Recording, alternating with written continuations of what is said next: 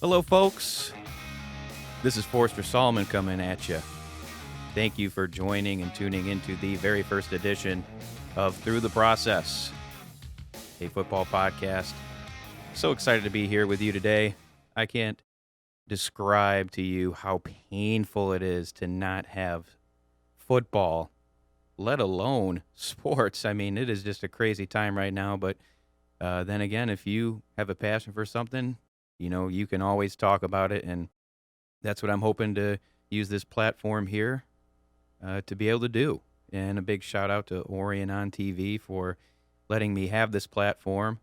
I'm very, very excited for the opportunity to just get out there on the airwaves and hopefully, get to know people a little bit, get to just talk football, connect real life scenarios to it because, there's a lot of human element to the game of football that goes beyond just the X's and O's, beyond the game itself. So, a little bit about me before I really, break into any content for today because there is quite a bit. Obviously, we've got the new collective bargaining agreement that has been initiated, so the league year is going to start on time. We've got free agency frenzy right now, the tampering period, if you will. But, before I really dive into any of that, I'll even just start with the name of the podcast. I thought, let me just search all these generic names for how I can, come up with a title of my podcast, right? And of course, things like intentional grounding and, the check down, all those things that required little to no creative and critical thinking at all. I was able to actually think of one that kind of sticks home to me. I'm a Lions fan. Uh, as funny as that may sound, but I'm from the Metro Detroit area, from Clarkston. Uh, born and raised there, so that's my team. Ride or die with the Lions, 100%. But we hear about trusting the process, right?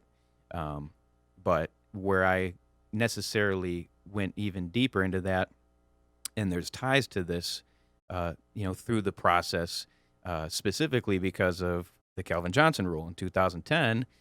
He goes on to catch a touchdown, potentially game winning. You never know what happens in those crazy situations, but pretty much a game sealing touchdown in week 1 against the Chicago Bears. And they called it incomplete because he did not complete the catch through the process or throughout the process. There's lots of different ways it could be said, and that may not even be the exact quote way that it was said. But nonetheless, through the process is something we've heard over and over again in today's NFL because we've had so many instances where, is that a catch? Is that not a catch? Did he complete it through the process? And I just thought it made so much sense for today's NFL. But, there's a lot to, life, and life itself is a process. So I thought there was some life ties to it, not just in a football realm. And, you just think, through the process of life, this happens, that happens. And, there's really no set way that this will go down. I mean, life is going to, happen the way she happens. And, I mean, how many people were expecting the COVID-19 outbreak? Not too many. So everything we do is a process. Things don't just magically happen. At least very rarely do they do. So as far as the name of the podcast, I thought through the process made a lot of sense just because it makes sense from a football terminology standpoint, but also simple. Life is a process, and through that process, you're just going to have to wing it and go through it and, plan accordingly for some things, but how accordingly can we plan things? Sometimes you just can't. But overall, that's the name of the podcast. But, as far as me, my background, went to Wayne State for broadcast journalism, went out of school and joined Pro Football Focus as a data collection analyst, if you will, and also attended the Scouting Academy to widen my horizon of football, not just from a fan standpoint, but from a scouting standpoint. So I live and breathe football. There's a lot to ingest And I'm glad that I do because it allows me to talk about it and be so passionate about it. And with that, the slight intro, we can kind of dive into what exactly is going on in today's NFL right now. And again, I love talking about football. So it's not just going to be NFL, it's going to be anything. I mean, my knowledge base goes beyond that. I love the draft. I love high school football as well. Played at Clarkston, but right now, if I had to choose any teams to like, my team that I really love is the Lions. But nonetheless, I just love football, so I'm going to be able to cater to whatever it is that we're going to talk about if it deals with football and obviously the human element of people. We have human beings playing in the NFL, and there's a lot of things that you can talk about that goes beyond that of the field. So why not talk about, certain things? So at the end of the day, I'm here to talk about whatever. And as we break into today's interesting topics, right now, the NFL is going through with their season as scheduled. And there's a lot of things out there that you can read up. And I've got a pamphlet right here, um, of things to read there. And it's a lot to ingest. I mean, how exactly can one really appreciate voting yes or no when we're not even really a voice of reason because we don't play in the NFL? We are fans. So obviously we want the NFL to go on, but at the end of the day, you don't want players to be upset. You want the show to go on, if you will. So, um, at the end of the day, I mean, based on what has been done, I can say it's been decent. I would say that these guys have handled it well. I like the collective bargaining agreement. I also understand why people voted no, and it was nearly an identical split. 51%, exactly, 51.5% to be more accurate, voted yes.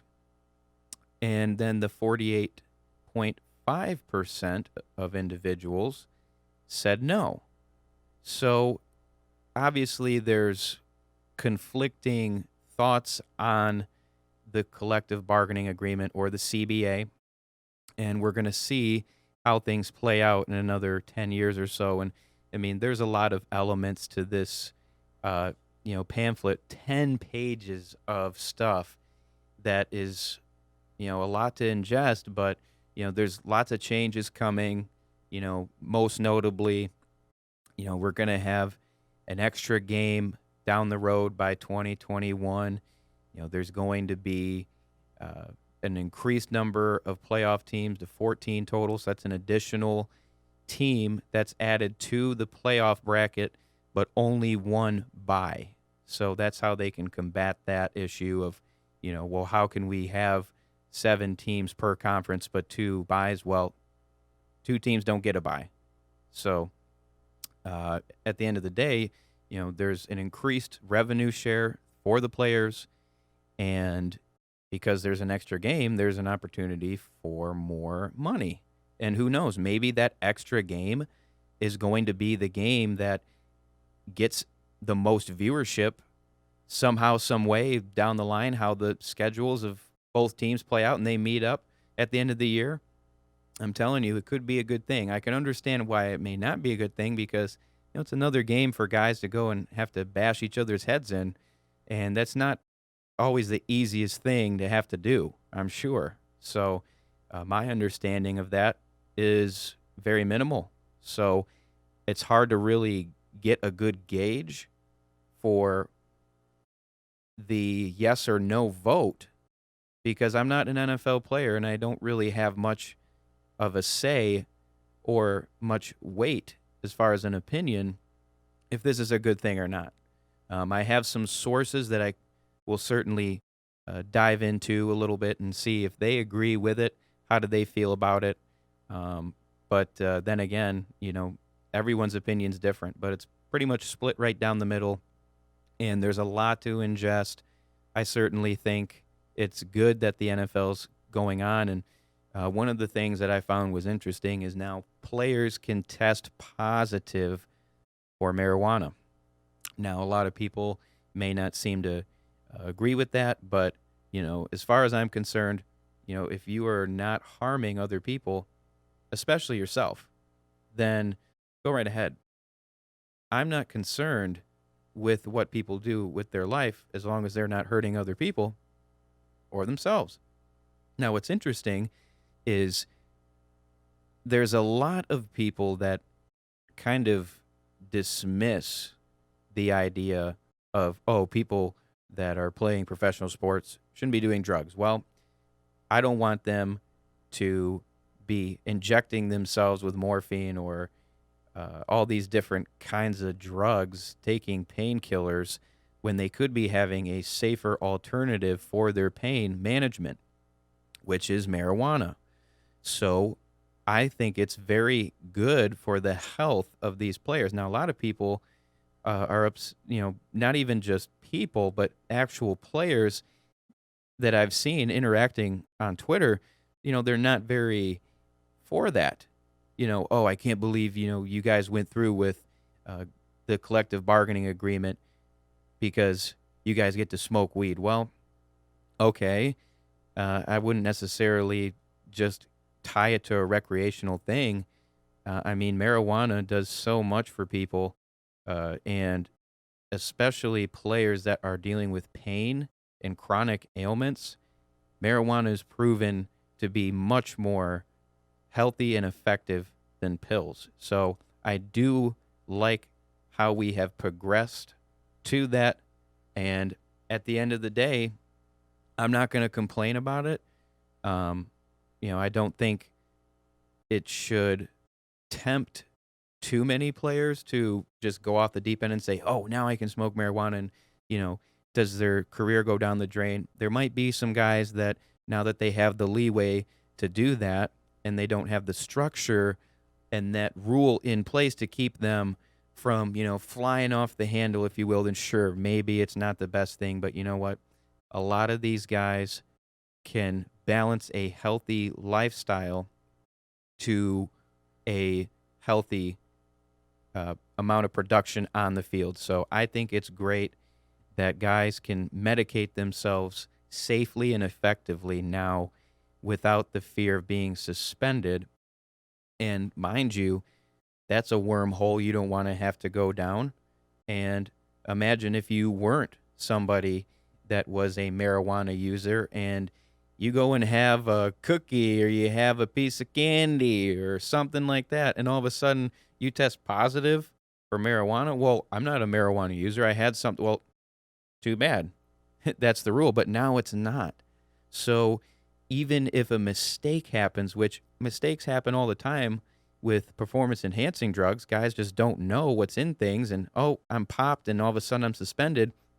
We now have the means to have guys on the football field, but also not get charged and whacked with these ridiculous fines for mistakes potentially, or even just for self-medicated reasons. So I'm very happy that we have moved forward with that. But at the end of the day, I understand both sides. I'm not one side or the other, I guess. I mean, I'm more on the side of, yeah, I like the collective bargaining agreement because now we got football and we're, going through the trials and tribulations of, the coronavirus.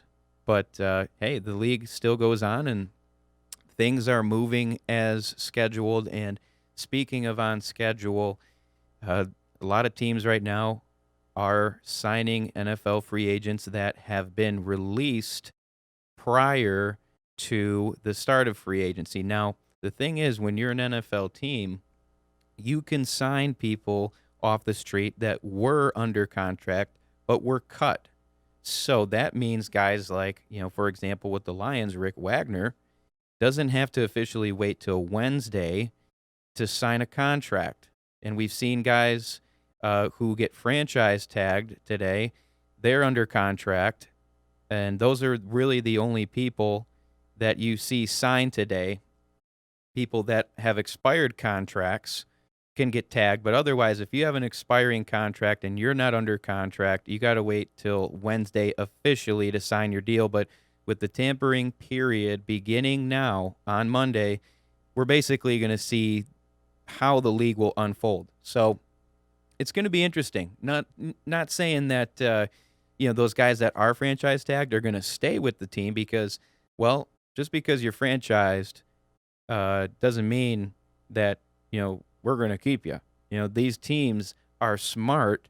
They'll franchise tag good players and then they will trade them potentially. So guys like Yannick Ngakoue, AJ Green got the franchise tag. So it's a means of teams being able to acquire draft capital or other players by using that franchise tag, or guys like Dak Prescott can't agree to a long-term contract.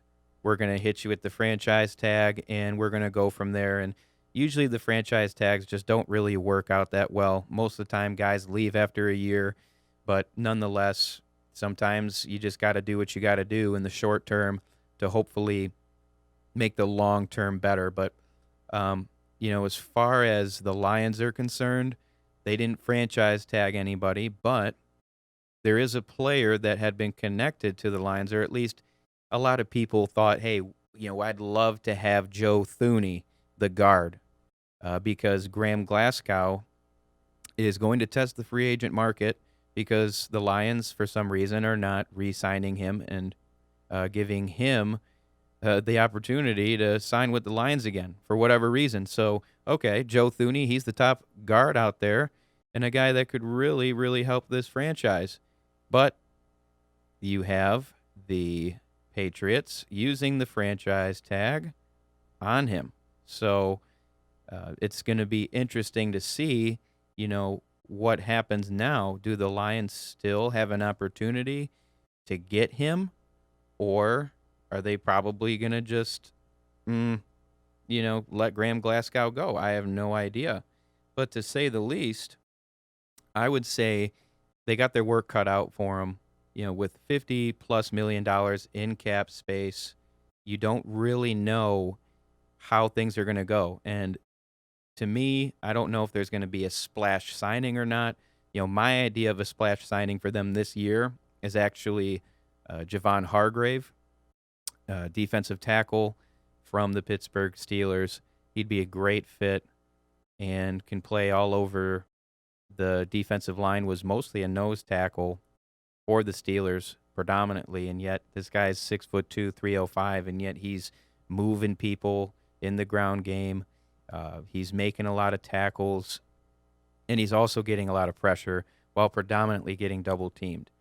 In college, he didn't really play much nose tackle, so if you get him back to his more natural element, which this guy's so versatile, he can pretty much line up wherever, he could have an astronomical amount of sacks compared to what he's had in the past. And mind you, he's had some healthy production. By no means has he been a non-productive player.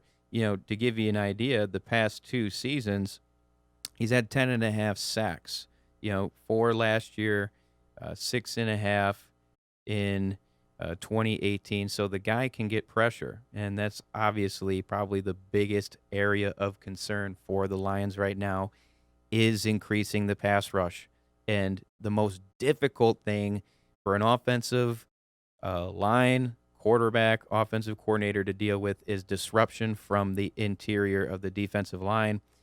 Lions need help there, especially big time. Probably the number one priority with all the moves that have been made. Damon Harrison being released, Ashawn Robinson most likely not coming back. Hopefully he doesn't, because he doesn't offer that much as a pass rusher. But nonetheless, things are going to go through the way they do. And whether it's a combination of free agency, the draft, or it's one or the other, they re-sign Mike Daniels potentially, who knows?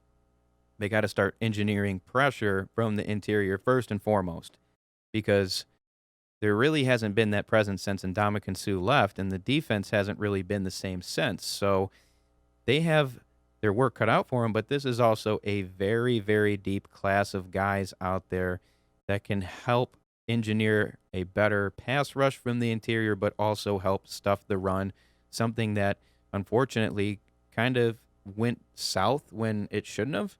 So, nonetheless, I definitely, look forward to the free agency period. And, for me, I kind of have a list of guys that really stand out to me as far as their plan moving forward and who I thought might be the best way to go as far as, signing, re signing, maybe even extending. And from what I've gathered in free agency, the guys that I like and hopefully see signed come Wednesday officially, or maybe even beforehand, considering if they were on the team before, or guys they might want to franchise, which I don't think they necessarily have to, or will they even do that. But my free agency wish list starts as such. So I'm a big fan of what Taylor Decker did this past season. I think he needs to be extended. Now, when I say, well, wait a minute, he's not a free agent, but I mean, in the free agency period, these are the moves that I'd like to make. So I'd like to see Taylor Decker extended. Did a great job this year showing that, look, he can be healthy and he can be an above average starter. I'd like to see him get extended, good left tackle in this league. Then I'd like to see Kenny Galladay get an extension as well.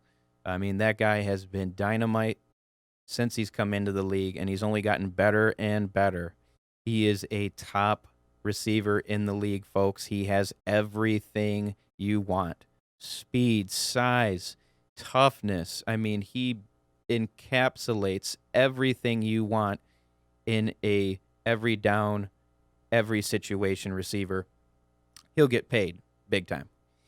And then from there, I'd like to also see a possible extension of, uh, you know, I remember I wanted Don Mall back, but he was already re-signed, so that definitely made me feel better.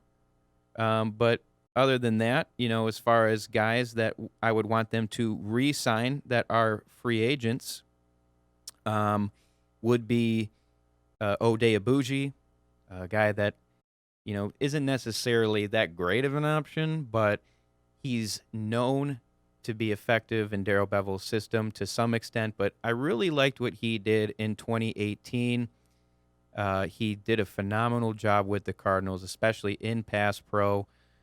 He's been, one of those weird guys back and forth, whether he's better as a pass protector or run blocker, but nonetheless, I've liked him quite a bit. And then, of course, I'd like to see the Lions re-sign Mike Daniels. Has to be for the right price. I'm not going to just, throw him a bunch of money because he's had trouble staying healthy. And, when those guys can't play, unfortunately, that's not the best thing. The best ability sometimes is availability. So hopefully he can be available, but hopefully he can come back for the right price. And then, they should go from there. And then, in order to keep the franchise afloat, I think they have to have a decent backup quarterback. Personally, I like Jeff Driscoll. Imagine if he joined the team prior to the season beginning. So in training camp, imagine if he had a full off season under this offense and had time to work with his guys, develop a rapport. He did not have that. He joined the season during the season because he was released with an injury settlement from the Bengals and actually did pretty well in 2018. So I would like to actually give him an opportunity to compete. And I think with his skill sets, even though he has some injury problems, it's not the most surefire thing, but I think giving him another shot would be most advantageous for this franchise. Got a lot of ability, very good dual threat, all-purpose quarterback, and I think could really help boost this team if things go south. And people say, well, the team was a losing team every single game without Stafford. Well, the defense was also trash. They were not good. I don't care if Stafford was in there or not. They were, 3-4-1 with Stafford. So they need to get better defensively regardless, because even in all those games, we were still in it. Our offense was still kicking. Our offense was doing decent with Jeff Driscoll and David Blau. But here we are now. We just got to get, I think, Driscoll back, and they'll be better for that. I think they should re-sign J.D. McKissick. He's a restricted free agent. Why not have him come in here and compete with maybe another rookie running back, whether it's later, whether it's competing with, T.J. Johnson, or excuse me, Ty Johnson. They need to be able to figure out how many other guys they need in that backfield. You got to have horses in the stable, and you got to hope that things work out in the best way possible. And then, of course, I like finally Logan Thomas to be re-signed. I thought he did a tremendous job as the number 3 receiver. Offers competition for Isaac Nada, who could also make the roster. Maybe they go 4 tight ends. I don't know. But Logan Thomas definitely has the most big playability potentially as far as the speed is concerned than anyone on the roster. The guy is a speed demon at the tight end position, could really help stretch the field. So those are the guys I'd like for the Lions to re-sign. And then, of course, the guys that are on the free agent market that I would like to see hopefully on this team come Wednesday would be LaRaven Clark, an offensive tackle / guard from the Colts. I think that, the Lions right now, because they cut Rick Wagner, need to have some security at the position.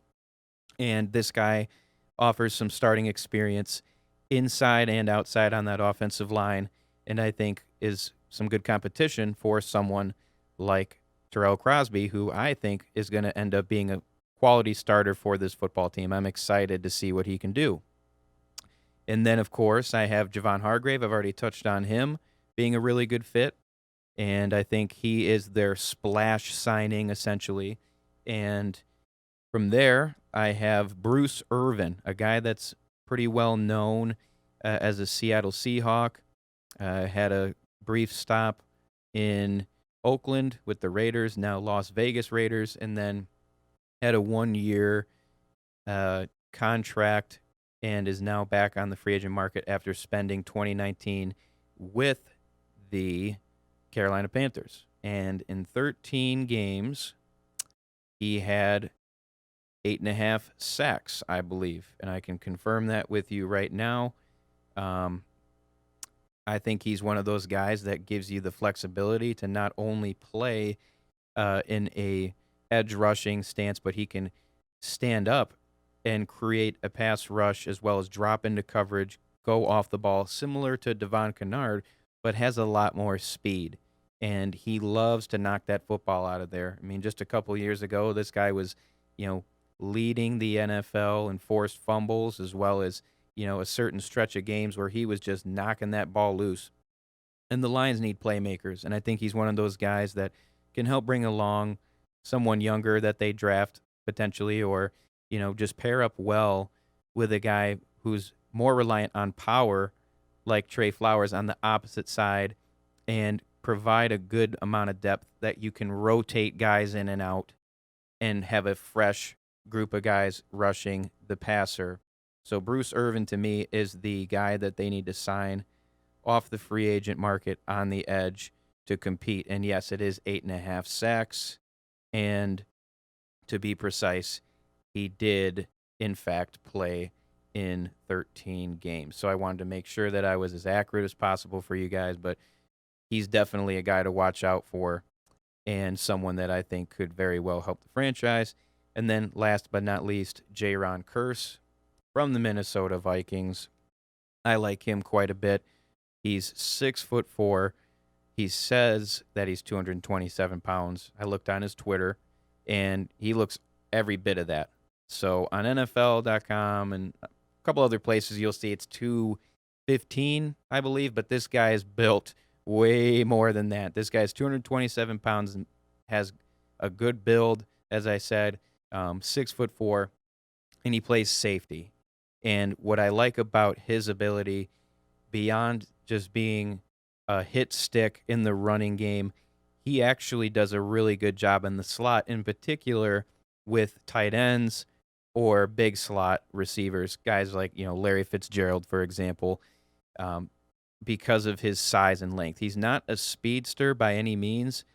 He's got very marginal athleticism, nothing uh, that I would call weak, but by all means, he's got good, solid athleticism, but by no means is he running with smaller, faster slot receivers. This guy is more of a uh, big tight end, big wide receiver in the slot kind of guy and can neutralize them as well as line up in the box and be a heavy run supporter as well as be effective on blitzes. So I think it's an upgrade over Tavon Wilson, who a lot of people have mentioned re-signing, but I think Jaron Curse is the better option.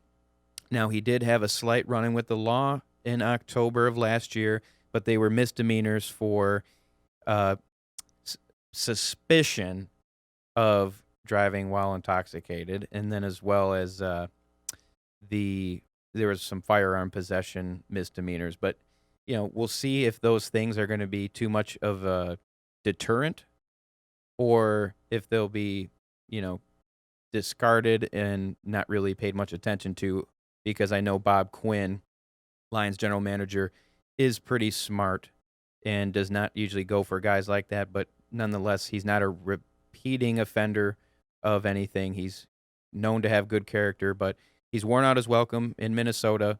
But I think he could really, really be a good player, because this guy had a really elite grade at Pro Football Focus, 89 overall, and yet he didn't get that much playing time because of how stacked that safety group is in Minnesota.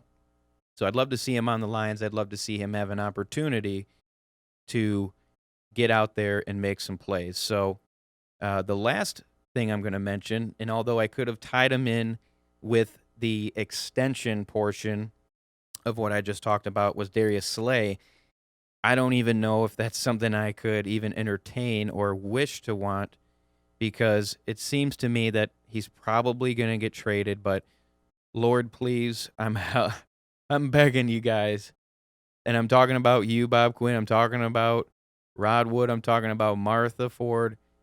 Get that guy extended. Get him re-signed. He is a very vital piece to this organization and deserves every bit of that raise.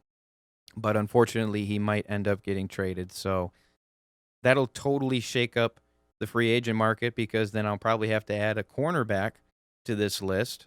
But as of right now, that's who I'm sticking with, and hoping that everything works out well. And, as far as us Lions fans and NFL fans in general, just take it all in, enjoy what you can, stay glued to your phones, stay glued to your TV, because this free agency period can get pretty crazy. And it's always curious to see what guys you like end up other places, especially if you have a guy you like and he ends up on your team. You get so excited. Um, but at the end of the day, it's all just up in the air, and we just got to appreciate every little moment we have. So, as far as today's show is concerned, I appreciate everything that I've, been given here at this studio. I appreciate the help, everything. Gotta really appreciate the followers I have on Twitter as well. The interactions I have are pretty healthy for the most part. You're gonna have your occasional trolls here and there, but just some advice for you guys if you're talking out there in the Twitter world, or you're talking with people about football in general. Just have healthy discussions. Don't have any bitter feelings. Rivalries are fun, but don't overdo it as far as, being verbally abusive to each other. Don't resort to physical violence over football. I mean, it's ridiculous. So just have a healthy discussion as always. Appreciate that we still have football going on, and I look forward to seeing you all soon. Hopefully, we can talk more then about who the Lions have signed in a good fashion. Hopefully, it doesn't necessarily put us off in the bad realm, if you will. But I'm hoping things play out pretty good. And I'm hoping that you guys stay safe out there from the COVID-19 virus. So be safe, be good, and as always, take care. Thank you so much.